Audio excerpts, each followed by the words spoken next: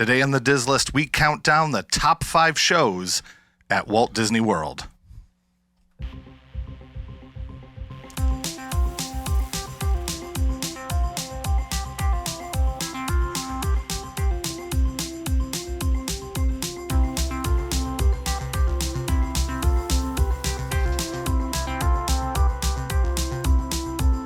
Welcome to the Diz List, the podcast that lists everything.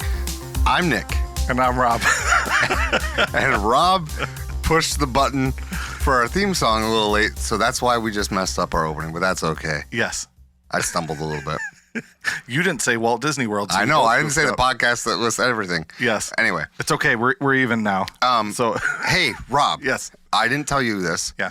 I have a fun story for you. Okay. Okay. How did you not tell me this and we just talked for a half an hour before we hit record? Because I knew I didn't want to say it. I wanted to tell you this on air. I do this to you all the time too. Yeah. So, I am friends with a person on Instagram who knows you, but you don't know them. Okay. Through my band? Through bands, plural, yes. Okay, sure. Well, I've been in many, but yeah. Yeah, he is a regular at the Bug Jar shows. Mm-hmm. But I know him, and I'm friends with him because he is a beer journalist. I know who you mean. Yeah. I don't know him personally, but I know of him. You know Will? Yes. Yeah.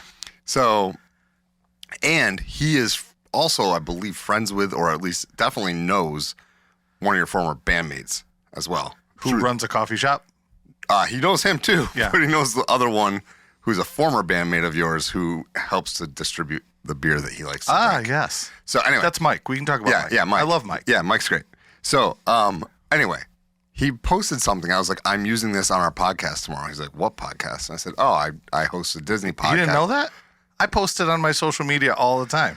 Yeah, I have two. He also has like thousands. He probably has thousands and thousands of people he follows because he's kind of a big deal in the beer world. Anyway. Yeah. So I was like, I host a Disney podcast with Rob. And he's like, how does one choose that? I was like, what do you mean how does one choose it? So I told him the whole story. He's like, that's pretty cool. And I said, we did it kind of almost as a joke, but then it ended up getting followers and people listening. And we were like, I guess we were doing this for real. Yeah. But anyway, the reason I had reached out to him. Yes. Was because he posted the funniest quote from his kid. He has I can't remember how old the kid is, he's 2 or 3. Doesn't matter. But he's like, while my kid's watching Peter Pan, he says, hey, Dad, what was Captain Hook's name before he lost his hand? Come on. That's pretty cool. I was like, that is a really good question. Yes. And a very obvious point that people haven't. Well, I guess it's just a nickname then. Yeah, what was his name? Yeah. I wanted to be like. He probably has a real last name. Was it just Captain? And Hook is just the nickname. Captain Hand? But that's a good one. Was it Captain Hand? Yeah. He posted that. I was like, I reached out. I was like, I'm definitely using this on the podcast tomorrow.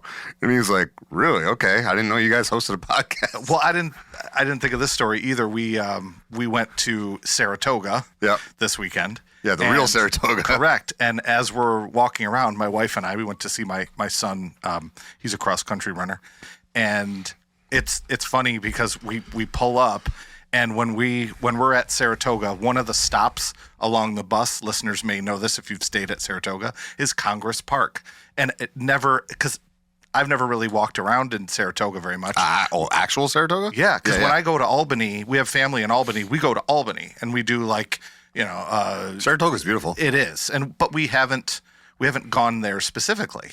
So going there this weekend, we're kind of pulling up looking for this gluten-free restaurant, and we look over and we're like, oh, there's the real Congress Park. Yeah. So there's this beautiful park in the middle of the town, but we remembered it from when we were at the Disney Resort, and they name all the stops after different things. Yeah, this time of year is pretty good in Saratoga because it's not as packed as the summer when the races are going. It was really nice. We walked around. I took photos. My friend owns some bookstores. My friend owns a brewery in Saratoga. There was a new one that just opened. There's 2. It's a really, really big one. Treehouse. Treehouse is a big deal. Oh my gosh, we drove by. That's not the one thing. my friend Holy owns. Toledo! That's supposed to be a really good one, right? It's a big deal. So Treehouse, it was really and then nice my friends. One is Fidens, and Fidens and Treehouse are they're friends with each other. The owners are friends. But my friend from high school owns Fidens, and they're opening a place in Saratoga. Nice. If they're not open already. Treehouse Was beautiful. is a gorgeous place that they just opened up. It's right before you get into town on Yep. the right. Yeah. Saratoga is a great place. It was cool. So Boston Spa, that whole area. I like yeah, that. we drove through that on the way back too. Yep. It was very cool. Because when we drove through there on the way in, I was like, oh, Saratoga's really cool. And I was just in that, what is it, Ballston Spa? It's Boston called? Spa. And I'm like, oh, Saratoga's really cute. And we weren't even in Saratoga No, yeah. yet. Boston Spa is nice. It's like it's So listeners, really cool vacation area. Yeah. You know, a lot of good shopping. The food is great. Tons of gluten-free options for us. It was if you're a it was fun. multimillionaire, you can move there though. That's so funny you say that too. It's Because so I'm rich. walking around and So rich. my wife is looking at her phone. She's like, guess how much this little tiny house Oh, yeah. costs? And it was just this tiny little like shotgun style house. Yeah, $1.5 million probably. No, it was $700,000, Okay, but yeah. it was the smallest Yeah, little yeah, house exactly right what in you're the saying. middle Like, of with the shotgun style, you go in and front and back. Yeah, exactly.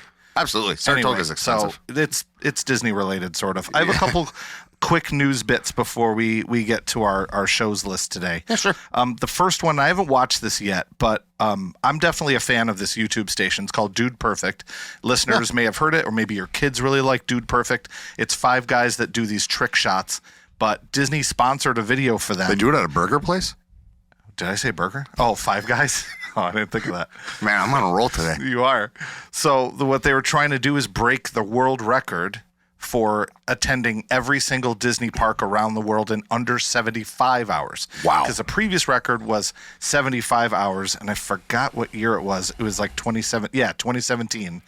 So it was, I mean, this Japanese woman. Air travel alone. Yeah.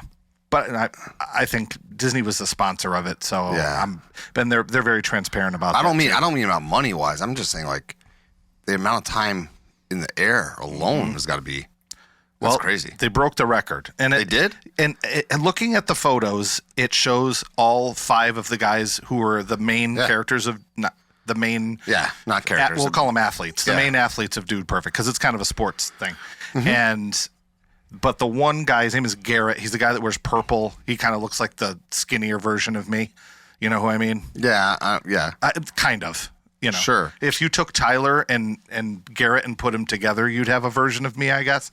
But this guy broke the record, and I think it goes specifically to him because I don't think they were all together at the whole time. But it was 74 hours and 14 minutes. He broke the record. So now he's the world record holder for. Let's break it. Let's do it. If Disney wants to sponsor it, yeah. So all the and I had to look it up too. So in California, you would have to time it very, very well. Yeah. You would have to like start in say. Well, here's the map. No, but I'm saying like you'd probably want to start Animal Kingdom. Like go into Animal Kingdom, ride a ride. I think they did. Then go Looking at the pictures. Then go like Hollywood Studios, Epcot, Magic Kingdom. Leave Magic Kingdom to go north to the airport. Would you go? And then go west to Disneyland, and then California Adventure, and then further west to Tokyo. Correct. Because Tokyo's further north. I would China and Hong Kong. I would probably do that because by going west, you're gaining time. Do you know what I mean? So you'd end in Europe. Yeah, because you're gaining sunlight.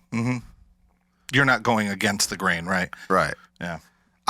That's crazy. 74 and a half hours? Yeah. Or 74 hours and 14 minutes? So I'm going to watch that this afternoon because Bills aren't on till late. So I have that to watch. And another one I have to watch too is Josh Gad. It's why I'm wearing my Haunted Mansion shirt. It was awesome. So this, for listeners, this is the second time Josh Gad, who plays Olaf, is the second time that he's gone into Disney parks to kind of take over a ride. He did Jungle Cruise, hilarious. The guy's really funny. Yeah. And then he just did Haunted Mansion. I looked up to find out when did this happen? Because it was posted this week, and all I could find online was it said it took place in October of 2025. So, I mean, it's only been October for a couple days. So that was really, really funny. Yeah. So I won't really go into what he does because I would love for you guys to look up and be surprised and see the video. I saw the video. It's on social media, so I saw it there. But then there's a longer version that was posted by Disney Parks that you can see on YouTube. Okay, so I saw the social media version that Disney Parks posted.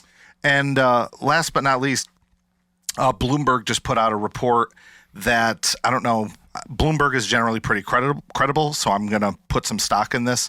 He said that, Disney Experiences chairman Josh D'Amaro is currently the front runner to take over as CEO, and Bob Iger steps down. Now, I like this guy. I think he's not been perfect and he's made some missteps.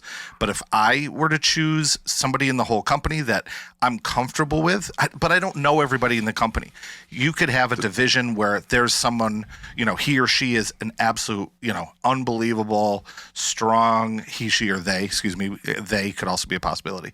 So someone could be fantastic and we don't know them. But of the people I know now, I think Josh would do a pretty good job. What are your thoughts on that? I also saw that report, and I believe they listed a woman by the name of, I'm not going to remember her name, but there was a woman. Look it up? Sure. There was a woman who was also being considered as one of the top people for the job.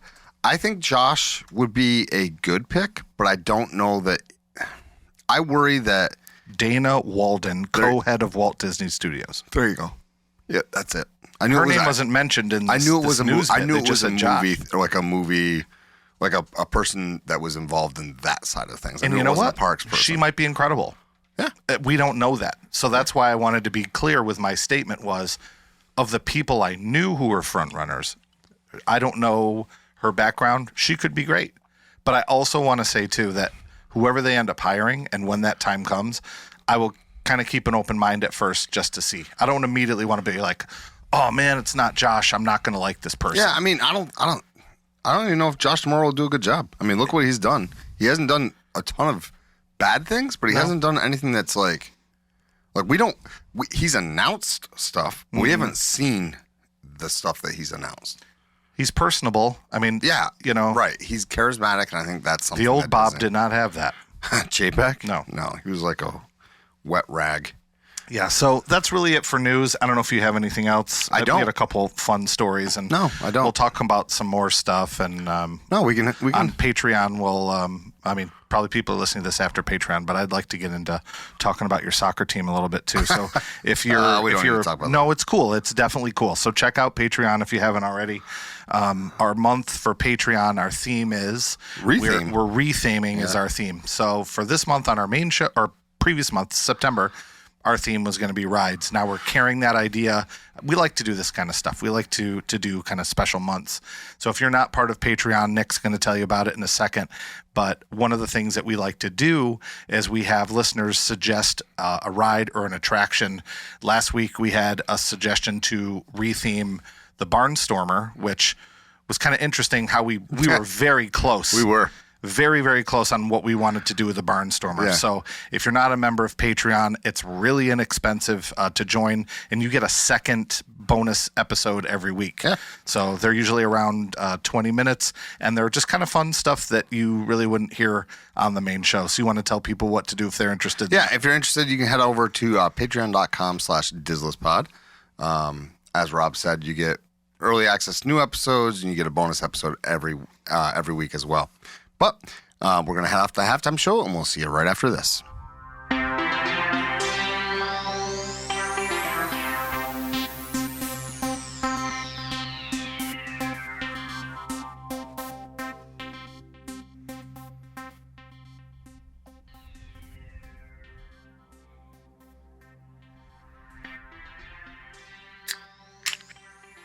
Welcome back. Today we're going to talk about shows. We're going to talk about our top 5 shows. Last week we had a conversation during our episode about rides, and it came up organically, right? And I said, we didn't really talk about shows. And you're like, yeah, those are different. And then today, and then I was like, this week at work, I said to you, I go, what were we going to do again? And you were like, oh, right. During the episode, we said shows. So we've been working on our list this week, and it's a good one to follow up with. Yeah, because and it's all 4. It's all 4 parks. It's not just about rides. Like Disney's not just about rides. They have wonderful shows. In fact, I think that we'll probably. My guess is that we will match up on some, but not all of them. So you're gonna get some ideas of some good shows to see if you haven't been, and if you've been, hopefully, if you disagree with us, you'll let us know what your list would be. Yeah. In the comments, or maybe hit us up on Instagram. So. Well, you set me up perfectly there for a slam dunk. Is my number 5 kind of relates to what you just said, and this past summer, if you're a new listener, Nick was in Hawaii. He went to Aulani, the Disney resort there. So you can go back and check that episode if you haven't heard it. But Nick wasn't in Disney World this past summer. No. So I got the opportunity to check out the Villain Show, and that's my number 5.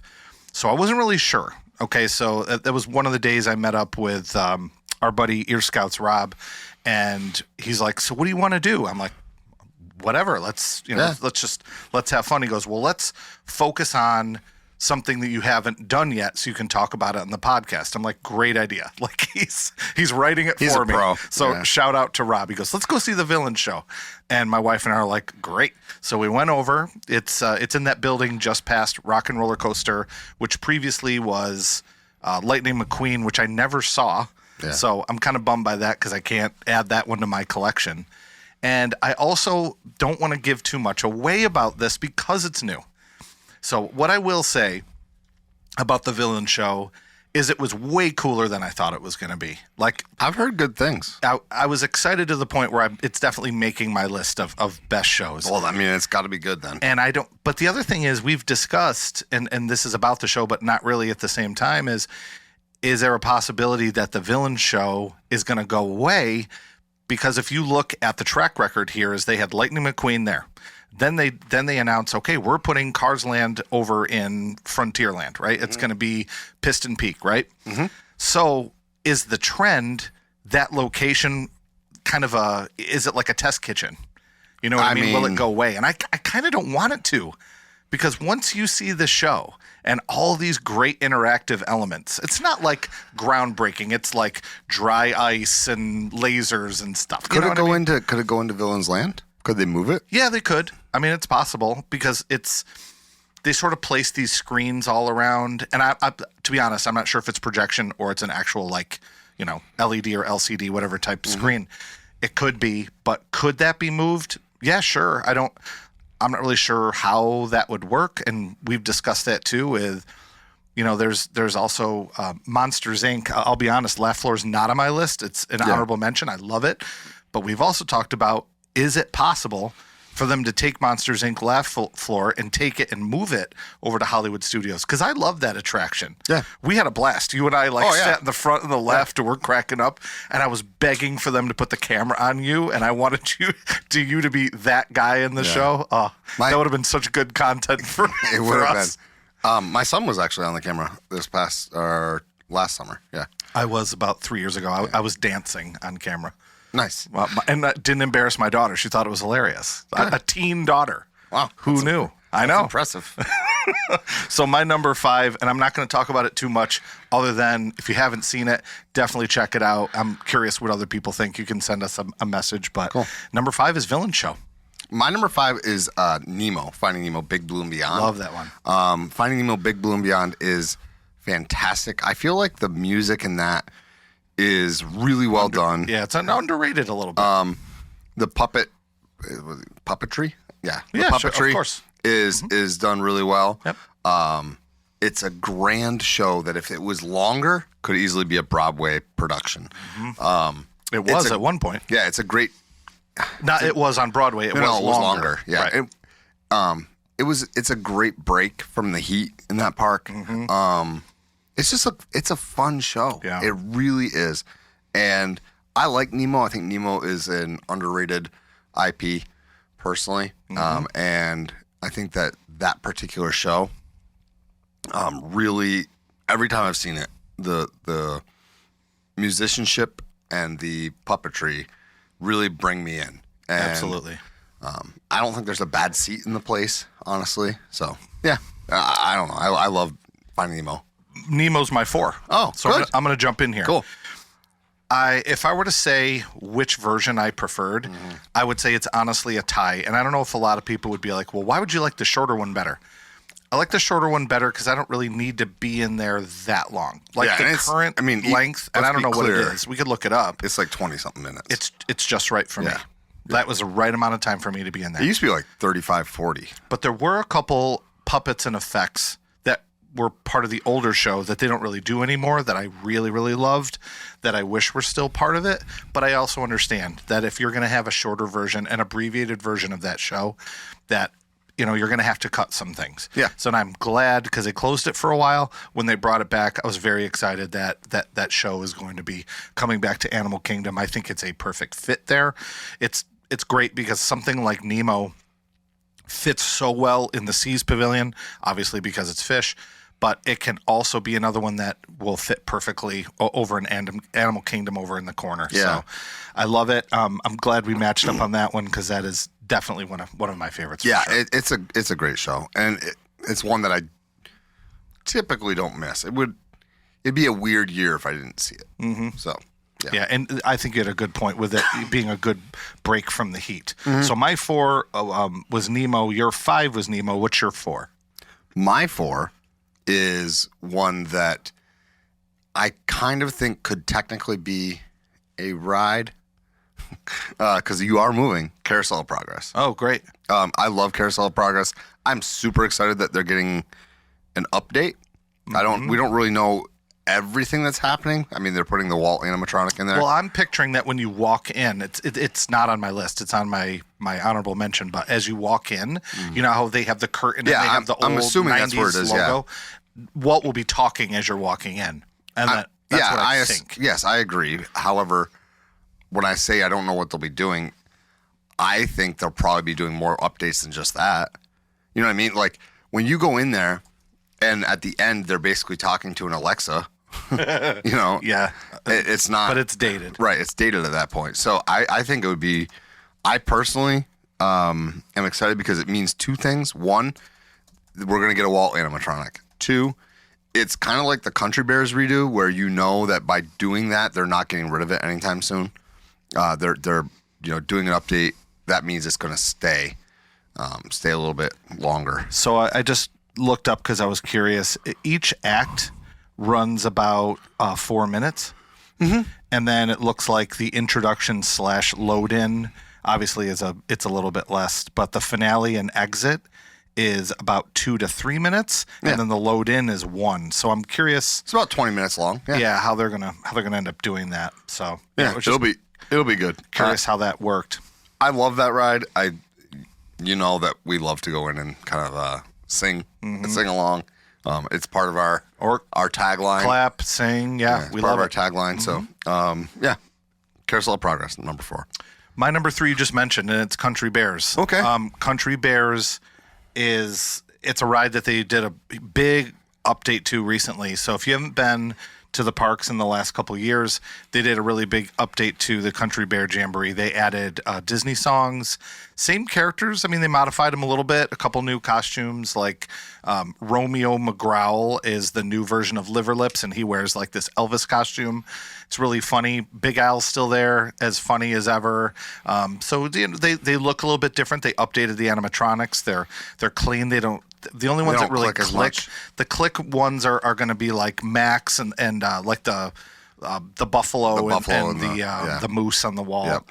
And those are really the only ones that are clicking, but it's almost like it's just part of the show for me now to be able to hear that. There's 2 versions, obviously. We're just talking about it. There's the old and the new. I like them both. I think it's kind of polarizing with some listeners. I know a few in particular that do not like the new version. They're used to the old one. But like I said in the first half of the show, when we were talking about the Disney CEO, I like to keep an open mind when they redo things. I can't instantly be super mad that something is going to be a change. Could be good. And I really feel like they did some humorous updates to it that, and I don't like spoiling new stuff. I like to talk about it, but some of the stuff that's older, I'm assuming people who listen know, but the songs are great. There's only maybe 2 songs I don't necessarily love that are part of that show, but the vast majority I think is great, fits right in, and I've always been a huge Country Bears fan. If you're watching on YouTube, I have my Big Al plush from the 1980s right behind me that I have kept in great shape, and I am not selling. Yeah, although you probably could get a pretty penny for it. I'd rather have Big Al in my house. Yes, Country Bears is not on my list. It is definitely an honorable mention. Mm-hmm. Have you seen the new version? I haven't, because it opened up for previews. The last time you were there. When I was there, they opened up for previews, and it was like all the influencers were there. And then aren't you an influencer? No. You were there. Yeah. Not that big of an influencer, obviously. Yet. And then sure. Share the show with a friend, folks. Yeah. And then I haven't been back because we were in Alani this summer, so I feel like it could go up on your list a little bit. It's really great. I'm sure it will. I don't know if it would break my top 5 ever. Really? Just because like of the things that that are on my list. Like, and I wondered, honestly, it's a good point though, because like if you put the Country Bears versus all of that stuff that's in like the Nemo ride, which I put at 4, I'm sure a lot of that for me is nostalgia. Yeah, and that's fine. Yeah, and that's why this is a subjective right. list. Nostalgia is a big part of it. Yeah. For me, my number 3 is Frozen. Oh, okay. I love the Frozen show. I know you do too, because you like to take a nap there. Not anymore. Yeah. No, that's actually my number 2. So I'm going to join you on this. Okay, cool. Yeah, it's good. I love it. Matched up well. You've got the Snope that falls. Yes. You've got the people open their mouths to get the snow in their mouth and realize, oh, this is yeah. It's like what I swore when I was a kid. Yeah, with Ralphie from Christmas Story. You're gonna go blind. It was soap poisoning. Anyway, I love that movie. So yeah, Frozen. I love this. I think one of my favorites is like the what are they?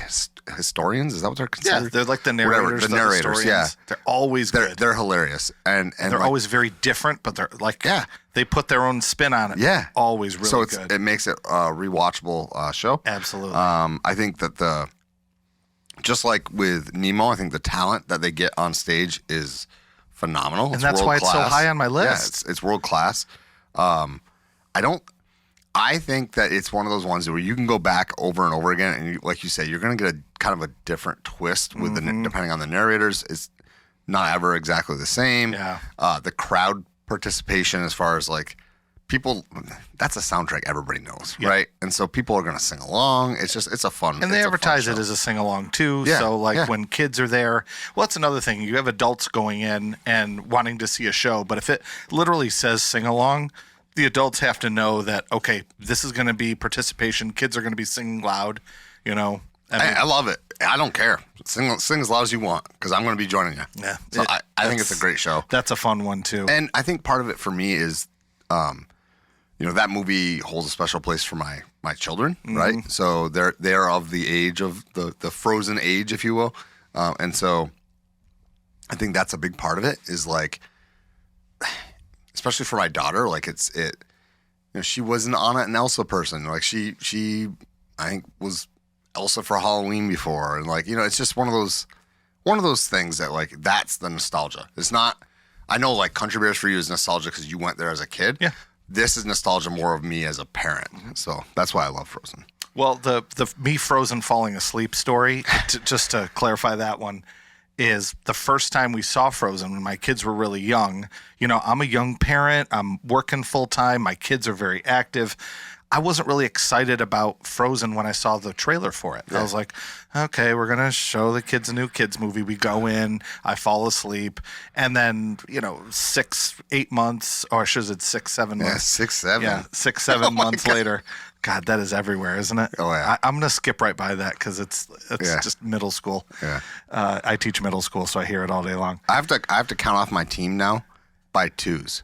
Oh, good. Because if I'm counting them up, 1, 2, 3, 4, 5, 6, 7, they all go 6, 7. Yeah. And I'm like 2, 4, 6, 8. I'm sure most people listening have no idea. Okay, move on. So we are. So I fell asleep in the movie when we were seeing Frozen for the first time. Kind of woke up at the end, and then we watched it.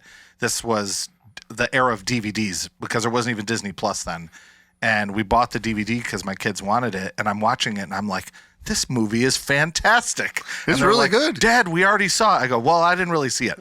I was looking at the inside of my eyelids, which I don't usually do. Like if I'm tired and I go to a movie, I'll have a cup of coffee. I do the same thing before a Bills game. I got to be alert and ready to go. If I'm paying money to see a movie, I got to be alert for it. And there better be people quiet in the audience, which is another issue that we have.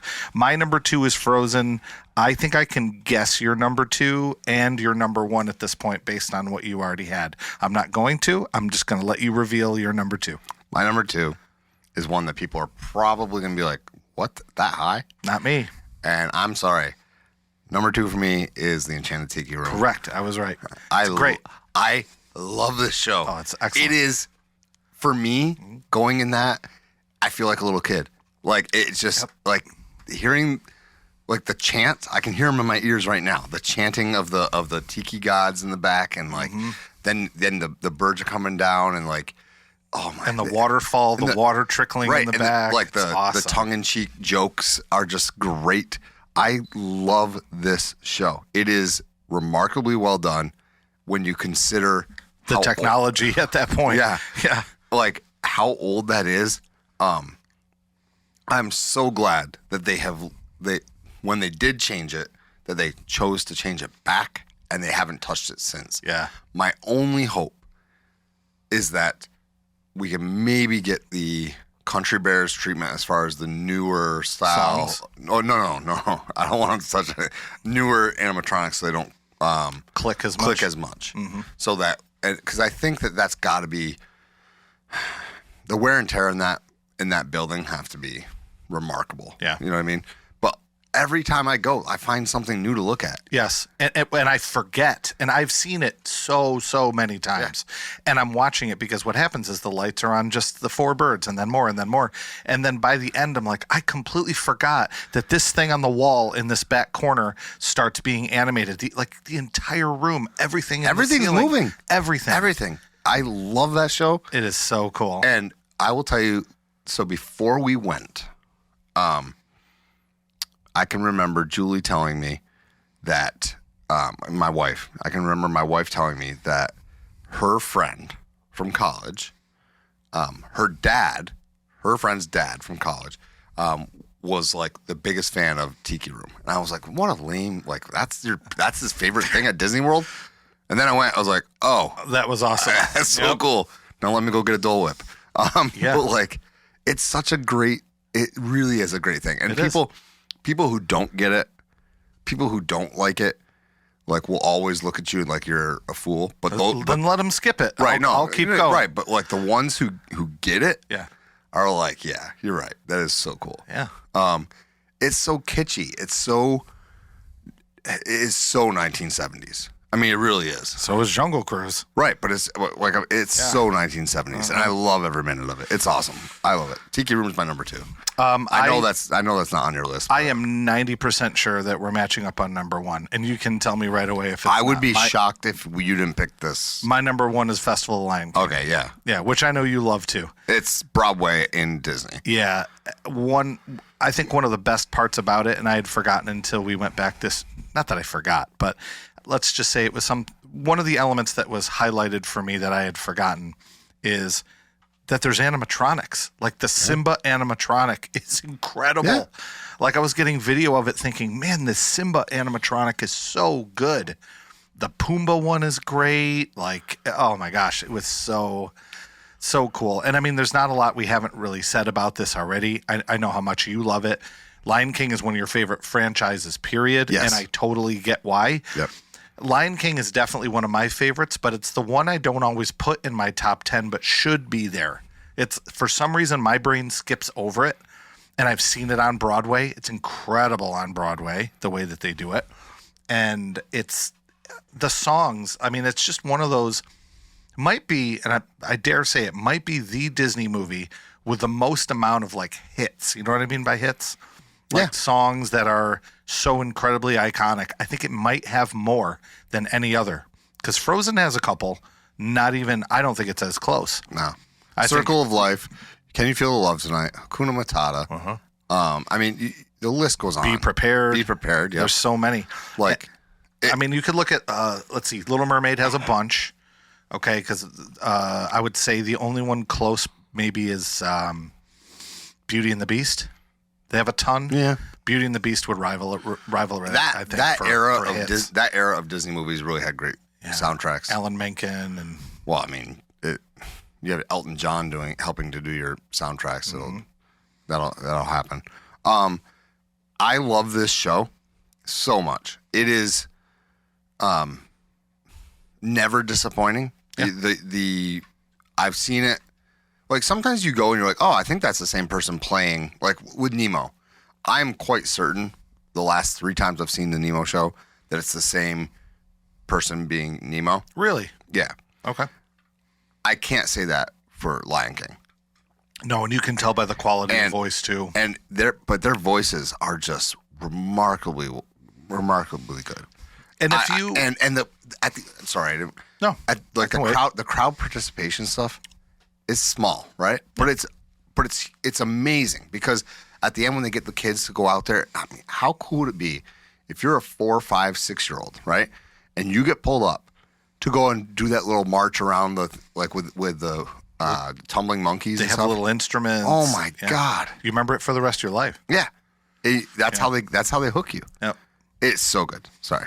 What I was gonna say is that we were talking about the different voices, and it's always interesting to me to see which 4 main performers they're going to have in those roles.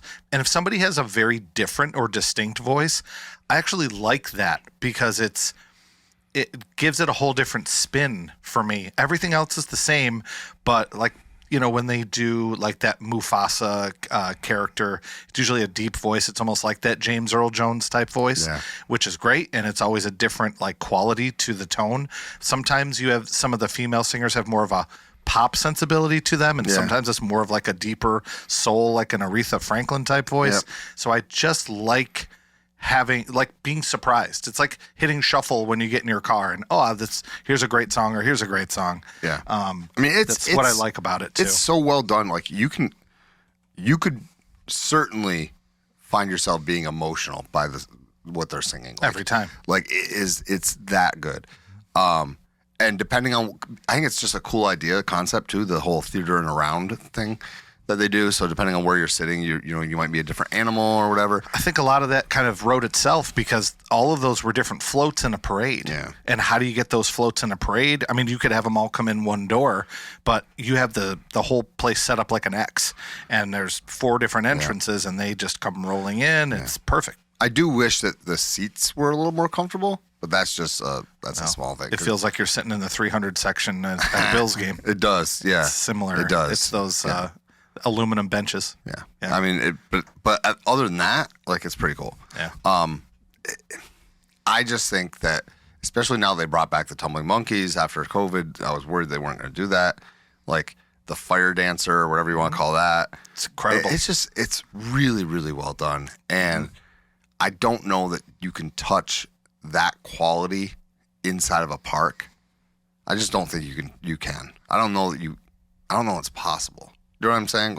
So yeah, Lion King, number 1 for both of us. Not shocked there. Honorable mentions, you kind of already mentioned a little bit. Yeah, Tiki Birds, Carousel of Progress, you had those on yours. Monsters, Inc., Laugh Floor, we mentioned. One I love that you don't is that bird show that's at Animal Kingdom. I never said I don't like it. My wife doesn't. Okay. I think it's fun. Yeah. I always looking at the bird show. It's funny. They incorporated the characters from Up, so... I would say Turtle Talk with Crush is also good for if you've got youngsters who are into Nemo. That's another Nemo-themed one. Yeah. I didn't think of that as a show, but it definitely is. Yeah, I mean, it's no different than Laugh Floor. Yep. So you're right. I think that's a good one. That would be the only other one I would add to the honorable mentions. Beyond what we've already said. I haven't seen the Encanto one enough. It's okay. You mean the stage show over at Epcot? Yeah, we saw. Pretty good. They do a number of different songs from the show, and we saw one, and we were like, "Oh, this is cool," and we kind of moved on. But I guess I didn't put that in the same echelon as these, just because it's an outdoor. Yeah, it's kind of like when you're in the American Pavilion and you're seeing a show over there. Because if we're gonna go there, in park entertainment, then you gotta consider the Jameters and the Dapper Dans and stuff like that. So, which I mean, both of those are remarkable. I will say, just because this is kind of related, one of the coolest shows I've seen over at that American Pavilion was they did the Guardians of the Galaxy show. Oh, that was so much fun. Why did they not bring that back? So much fun. It was so good. I really liked that a lot. We watched it. Yeah, it was good. That was fun. Were we together when we watched it? No. Oh, okay. Because it ended. It ended after COVID. It never came back. It might have been a pretty cool one. Might have been even ended before then. But I don't know if there's a show that we forgot, or if there's something that you like, or a point that we didn't mention that you want to tell us. Go ahead and share that on social media. Yeah, But- I'm hoping to get some feedback from you guys about what you think are good shows, and I'm really excited to see the villain show. I cool. know, so yeah, I mean, we're thinking about doing we're going to do Hollywood Studios differently this year. So hopefully the way we do it this year will make me change my mind about that park. Yeah, I think a lot of it too, and you and I are both like this, is we put so much weight. Think of it like a magnet or emphasis is always in that part of the park where it's Star Wars and Toy Story Land, which is great. But what if we move that magnet more towards the middle of the park and we, kind of look at it in a different way? Because the both of us listeners who've been listening a long time know it's always been our least favorite. I'm trying to change that, and I'm trying to build a different relationship with that park and appreciate it for different reasons. And even my last visit, it's already, I don't like calling it a least favorite anymore. It's like there's things I'm discovering that are making it that much better for me. And I'm going to go back to the fact that Toy Story Land and Galaxy's Edge, I put too much emphasis there, and everything else is just stuff. They're going to change Animation Courtyard. That's going to be really cool. It's going to be, art and animation related, which are things I really love. So yeah, I don't know. We're thinking about doing it at night, which is going to take out the heat. Great. So, or at least a lot of the heat. I hope you can seem phantasmic. I've tried it forever, and every time there's a problem. Yeah.